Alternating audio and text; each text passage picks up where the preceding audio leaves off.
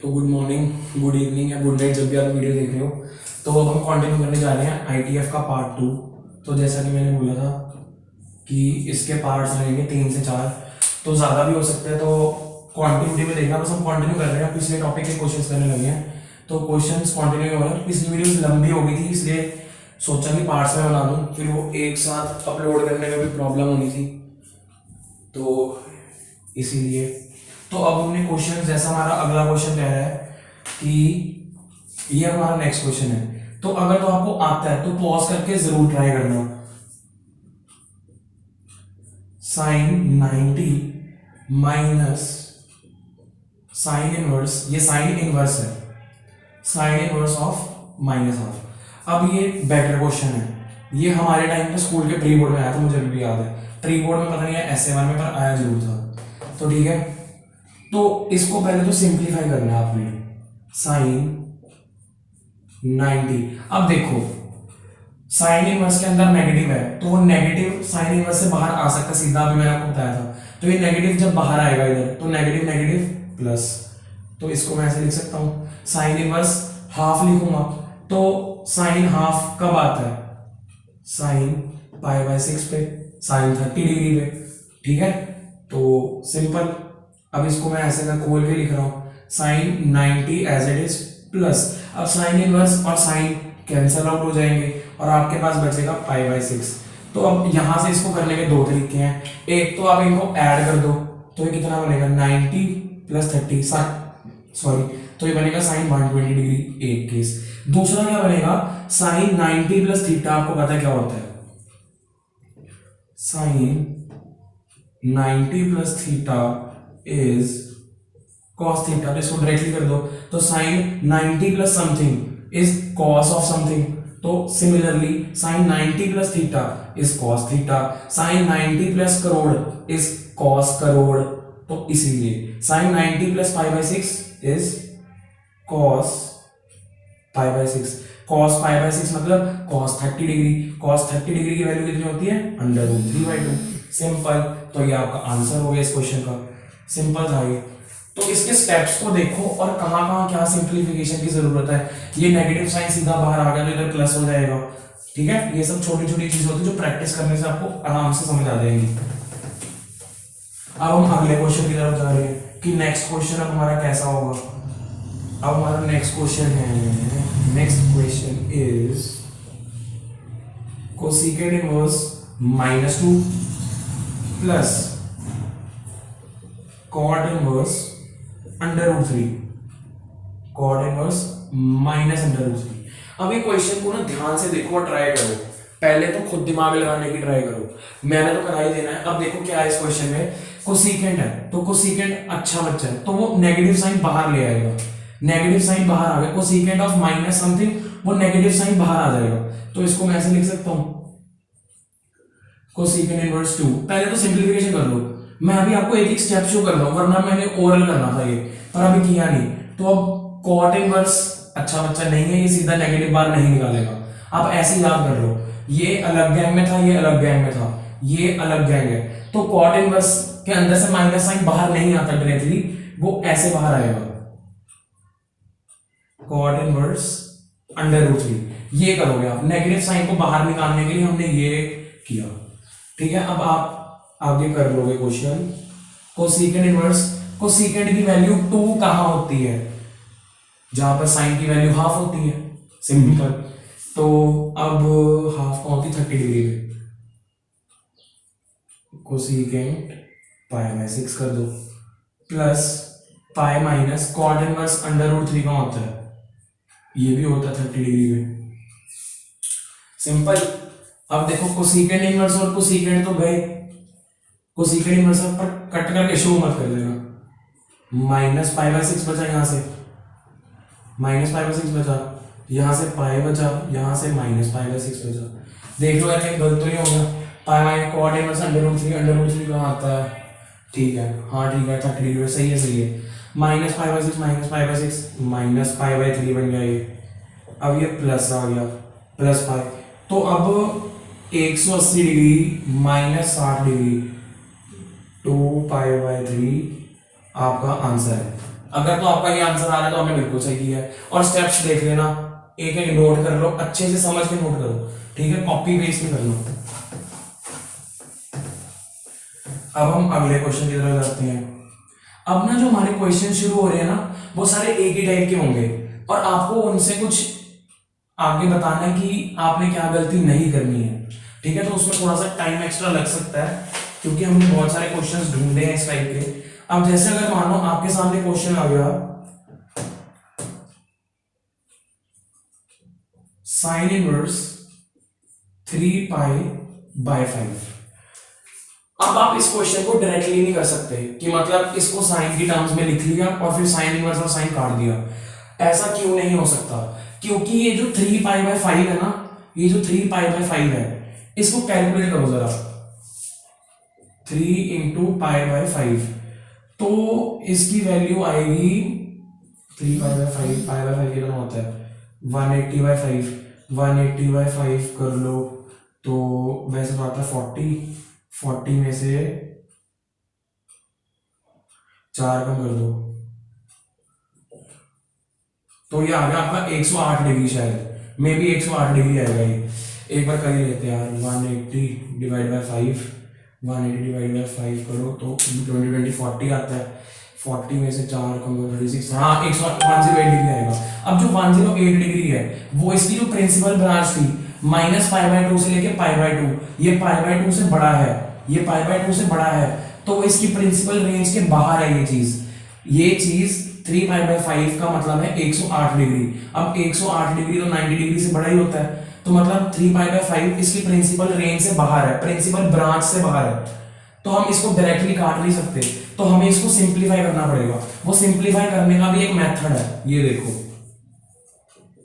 Sine inverse divided by 5 है ना, तो आपने जो न्यूमरेटर वाली टर्म होती है ना, उसको कुछ ऐसा बनाना होता है कि वो डिनोमिनेटर की टर्म जैसे दिखे, मतलब जैसे 5 है ना, तो ऊपर भी हमें कुछ 5 ऐसे ही करना होता है। तो इसको आप कैसे लिख सकते हो, इसको आप लिख सकते हो 5 को ऊपर 5π - 2π। अब ध्यान से देखो, क्या हुआ, 5π - 2π कितना होता है 3π, आपका 3π भी बन गया, आपका 5 भी आ गया। तो इसका यूज क्या, मैं वो भी बताता हूं क्यों हमने ऐसा किया। साइन इनवर्स डिनोमिनेटर अलग अलग कर दो, अब आपके पास क्या बना पाई, अब आपके पास क्या बना पाई आएगा इधर, अब आपके पास क्या आया पाई -2π/5 साइन इनवर्स, सॉरी थोड़ा क्वेश्चन गलत हो गया, सॉरी, ये है ऐसे, साइन इनवर्स साइन 3π/5, वो आपको लालच दे रहा है, बोल रहा है सीधा काट दो, पर काटना नहीं, हमने कट नहीं करना है, हमने सीधा, अगर आपने 3π/5 आंसर लिख दिया तो ये गलत हो जाएगा। क्यों गलत हो जाएगा, क्योंकि मैंने रीजन अभी बताया, सॉरी मैंने गलती से ये चीज मिस कर दी थी लिखनी, उसके लिए सॉरी। तो आपने अगर इसको डायरेक्टली कैंसिल आउट करके ये लिख दे तो वो गलत हो जाएगा। क्यों गलत होगा, क्योंकि जो 3π/5 है ना, वो एक्चुअली 108 डिग्री बन रहा है, जो 108 डिग्री है वो 90 डिग्री से तो बड़ा है, तो वो साइन की जो प्रिंसिपल ब्रांच थी ना, उससे निकल चुका है वो बाहर, तो हम ऐसे डायरेक्टली नहीं काट सकते, हमें उसके लिए सिंप्लीफाई करना पड़ेगा। तो आओ सिंप्लीफिकेशन देखते हैं। तो इसको आप ऐसे भी तो लिख सकते हो 5π - 2π/5, ऐसे लिख लिया हमने। अब साइन इनवर्स, साइन डिनोमिनेटर अलग अलग कर दो, इसके नीचे करोगे तो पाई बच जाएगा -2π/5। अब ध्यान से देखो, sine inverse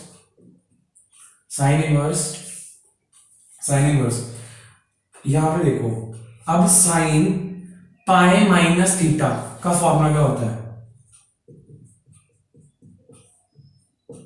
sine pi minus theta मतलब सेकंड क्वाड्रेंट, ये देखो ना, साइन ये फर्स्ट क्वाड्रेंट ये वाला, ये सेकंड क्वाड्रेंट ये वाला, पाई माइनस थीटा मतलब सेकंड क्वाड्रेंट, तो सेकंड क्वाड्रेंट में जो आपका साइन होता है वो तो पॉजिटिव ही होता है, तो ये डायरेक्टली होता है साइन थीटा, पाई के कारण साइन रहेगा, और ये सेकंड क्वाड्रेंट में तो साइन थीटा, तो इसको हम लिख सकते हैं साइन,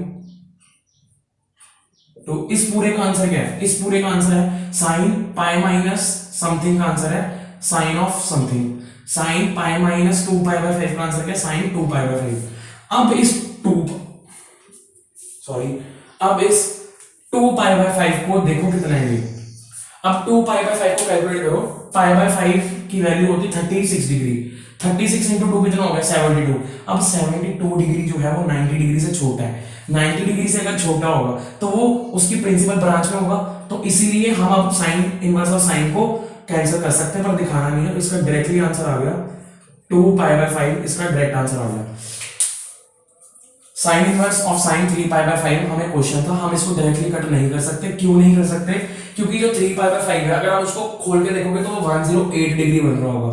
108 डिग्री जो है वो साइन की प्रिंसिपल ब्रांच से बाहर है, हम उससे पंगे नहीं ले सकते। हमें इसको सिंप्लीफाई करके कुछ ऐसा लेके आना पड़ेगा जो उसकी ब्रांच में हो, ताकि हम कैंसिल आउट कर सकें।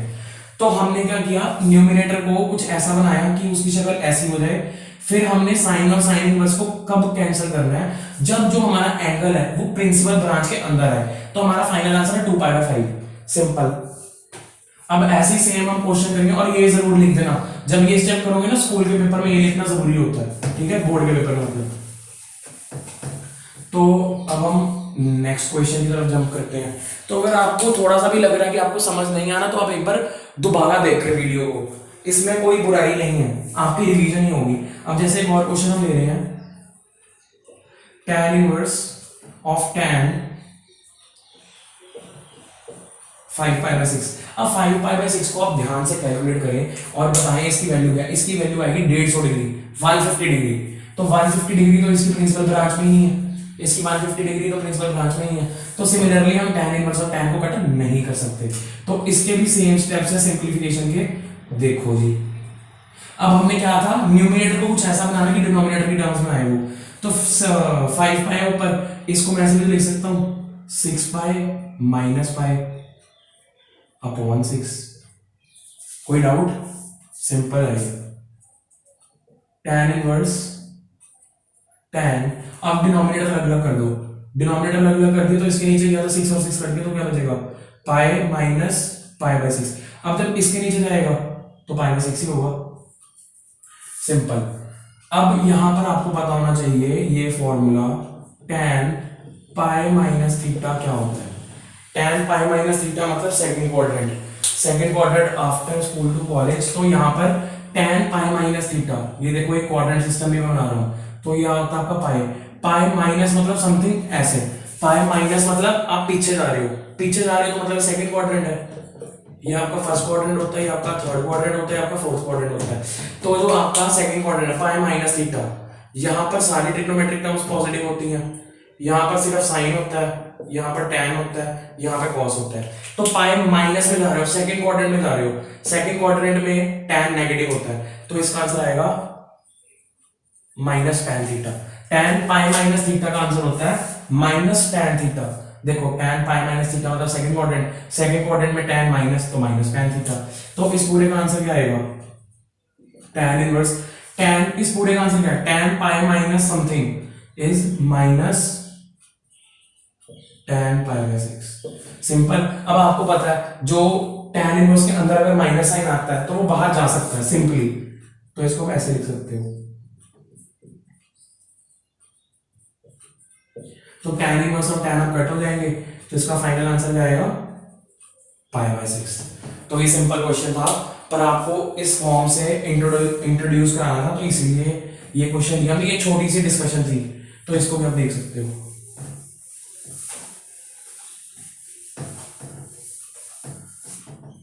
अब हमारे जो अगले क्वेश्चन, एक अच्छा क्वेश्चन है थोड़ा सा, वो आप सोच के बताओ कि उसका आंसर क्या होगा।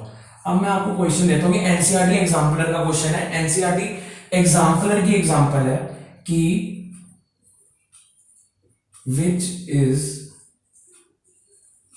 ग्रेटर, कि इनमें से बड़ा कौन सा है, ठीक है, tan 1 और tan इनवर्स 1।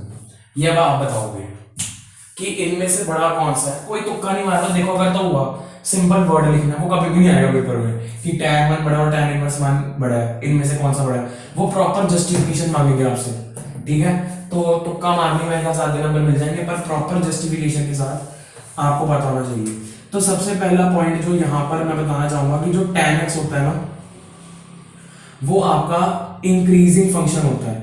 इंक्रीजिंग डिक्रीजिंग आपको एओडी में अगर तो आपने पढ़ लिया तो आपको पता होगा, नहीं पता तो मैं आपको सिंपल सी भाषा बताऊंगा। tan x जो होता है वो इंक्रीजिंग फंक्शन होता है। अब इंक्रीजिंग का मतलब क्या होता है कि जैसे जैसे आप इसमें वैल्यू डालते रहोगे इसकी जो वैल्यू है वो बढ़ती रहेगी। फॉर एग्जांपल tan 0 कितना होता है, 0 होता है। फिर सिमिलरली tan 30 डिग्री की वैल्यू कितनी होती है, 1/√3, ठीक है। और सिमिलरली उसके बाद डालो tan 45 की डिग्री, tan 45 कितना होता है, 1 होता है। tan 60 डिग्री कितना होता है, √3 होता है। सिमिलरली 90 डिग्री डालोगे तो इन्फिनिटी हो जाता है। तो जैसे जैसे वैल्यू डाल रहे हो आंसर की वैल्यू बढ़ती जा रही है, तो इसको बोलते हैं इंक्रीजिंग फंक्शन। अब 1/√3 की वैल्यू अगर देखोगे तो 1.17 की तो कुछ 0 पॉइंट समथिंग आएगा, और वैल्यू बढ़ के अगले केस में 1 होगी, फिर अगले केस में होगी 1.732। तो जो tan x है वो इंक्रीजिंग फंक्शन है। इंक्रीजिंग फंक्शन का मतलब इनपुट के साथ साथ आउटपुट बढ़ती जा रही है, उसे हम बोलते हैं इंक्रीजिंग फंक्शन। सिंपल। अब मैं इसको कर रहा हूँ बस आपको समझाने के लिए कर रही, tan x जो है वो इंक्रीजिंग फंक्शन है। अब जो हमारा 1 है वो ग्रेटर देन है π/4। अब पाई की वैल्यू होती है 3.14। अगर मैं उसको 4 से डिवाइड कर दूंगा तो वो 0 पॉइंट कुछ हो देगा। अब अगर मेरा tan जो इंक्रीजिंग फंक्शन है तो मैं दोनों तरफ tan ले सकता हूं, तो taking tan both sides, tan 1 is greater than tan π/4। Simple. अभी इतनी बात समझ आ गई आपको कि हमारा जो tan 1 है वो tan π/4 से बड़ा है। अब tan π/4 कितना होता है, tan π/4 होता है 1। tan 1 is greater than tan π/4 is greater than 1। tan 1 is greater than 1। आपके पास ये इक्वेशन आ गई, tan 1 is greater than 1, और आपके पास एक ये इक्वेशन थी from 1 and from 2। तो 1 और देखो tan 1 से बड़ा है, और जो π/4 है, जो π/4 है वो 1 से छोटा है। तो इससे आपको क्या पता लगा कि जो आपका ये देखो tan 1 is greater than 1, तो मैं π/4 को ये भी तो लिख सकता हूँ tan इनवर्स 1। tan इनवर्स 1 को जब आप खोलोगे ना तो वो π/4 आएगा। देखो दोबारा था, तो वो पूछ रहा है विच इज ग्रेटर, tan 1 बड़ा है या tan इनवर्स 1 बड़ा है, आपने ये बताना है। तो आपका आंसर तो ये है कि tan 1 बड़ा है। अब वो कैसे बड़ा है ये देखो, आपने सबसे पहले लिखना tan x is an increasing function. Increasing function का मतलब होता है वैल्यू बढ़ती जा रही है उसकी, बस आपने सिर्फ इतना लिखना है। उसके बाद आपने क्या लिखना है, 1 इज ग्रेटर देन π/4। इसका मतलब क्या है, जो 1 है वो बड़ा ही है π/4 से। क्यों, पाई कितना होता है 3.14 डिवाइड बाय 4 करो तो ये तो 0 पॉइंट समथिंग आएगा, तो ऑब्वियसली 1 तो बड़ा ही है π/4 से। अब दोनों तरफ आप tan ले लो, tan taking tan on both sides, tan 1 is greater than tan π/4। tan 1 is greater than tan π/4 की वैल्यू क्या होती है, 1 होती है। ठीक है, सिंपल सी बात है, इतना लॉजिक समझ आया। अब 1, इसको मैं ये भी तो लिख सकता हूँ, इसको ऐसे लिख दो, 1 is greater than tan inverse 1। tan inverse 1 को हम क्या बोलते हैं, π/4 ही तो बोलते हैं, तो π/4 की जगह मैंने ये लिख दिया, और फिर इन दोनों इक्वेशंस को कंबाइन करके मैंने एक रिजल्ट बना लिया। ठीक है, तो उससे मुझे पता लगा भाई कि tan 1 मेरा बड़ा है tan इनवर्स 1 से। सिंपल। इसको आप रख लेना, रेयर है पर ये आ सकता है पेपर में। ठीक है, इसमें थोड़ी सोचने की जरूरत पड़ती है। तो tan 1 हमारा बड़ा है tan इनवर्स 1 से। सिंपल। tan हमारा बड़ा है tan इनवर्स 1 से। tan हमारा बड़ा है tan इनवर्स 1 से। tan हमारा बड़ा है tan इनवर्स 1 से।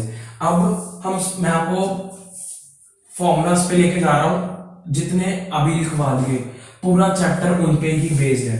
आइडेंटिटीज हैं कुछ, जैसे कुछ आइडेंटिटीज हैं, sine inverse x plus cos inverse x is equal to π/2। ये आपको याद होनी चाहिए। अगर आपने ये अच्छे से कर ली, फिर आने वाले क्वेश्चन आपके लिए बहुत आसानी से हो जाएंगे। जैसे कि tan inverse x plus cot inverse x is equal to π/2, secant inverse x plus cosecant inverse x is equals to π/2। तो ये 3 आइडेंटिटीज हैं जो आपको लर्न करनी है बाय हार्ट। ठीक है, ये कहीं पे भी यूज हो जाएंगी, आपको पता भी नहीं लगेगा। ये इस चैप्टर में भी यूज होगी, ये डिफरेंशिएशन में भी यूज होगी, यही सेम इंटीग्रेशन में भी यूज होगी। आइडेंटिटीज तो यही है, जैसे ट्रिग्नोमेट्री कहीं भी घुस जाता है, इनवर्स ट्रिग्नोमेट्री भी कहीं पे भी घुस के क्वेश्चन बना देगा। पर आपको ये सारे फॉर्मूलाज याद होने चाहिए। Sine inverse x plus cos inverse x is equal to pi by 2, tan inverse x plus cot inverse x is equal to pi by 2, secant inverse x plus cosecant inverse x is equal to pi by 2। Simple. अब इसी identity में based अगर मैं आपको एक question दिखाता हूं, अभी एनसीईआरटी का ही है, जैसे यहां पर क्वेश्चन है हमारे पास साइन, क्वेश्चन में ये रहा, sine inverse 1/5 plus cos inverse x is equal to 1, ये क्वेश्चन है। अब वो बताओ क्या बोल रहा है आपसे, वो बोल रहा है फाइंड एक्स, मतलब एक्स की वैल्यू बताओ। तो आपने क्या करना है, ये आपको पूरी चीज दिख रही है, ये साइन को उठा के उधर ले जाओ। जब ये उठा के उधर लेके जाने मैंने बोला, इसका मतलब है इसका इनवर्स कर रही हूं। जैसे कि अभी साइन उधर जाएगा तो इसको हम कैसे लिखेंगे, पहले तो यहां पर जो चीज बच गई उसको लिख दो, इज इक्वल टू, जब साइन उधर जाएगा इसको हम ऐसे लिखते हैं, साइन इनवर्स 1, साइन उधर गया तो हमने साइन इनवर्स लिख दिया 1। सिंपल। अब ध्यान से देखो, अब ध्यान से देखने वाली बात है, साइन इनवर्स 1 कितना होता है, साइन इनवर्स 1 कितना होता है, कैलकुलेट करो।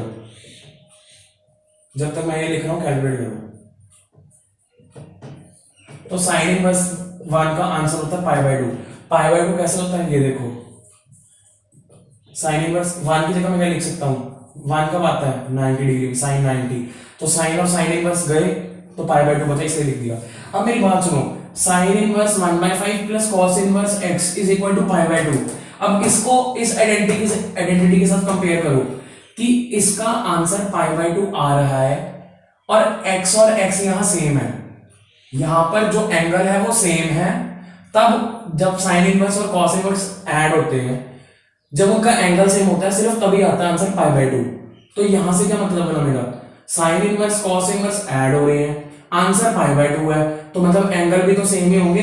तो यहां पे हम लिखोगे कंपेयरिंग विद, तो यहां पर आप अपने आप लिख लेना, ये लिखना जरूर है, देयरफॉर x भी आपका 1/5 है।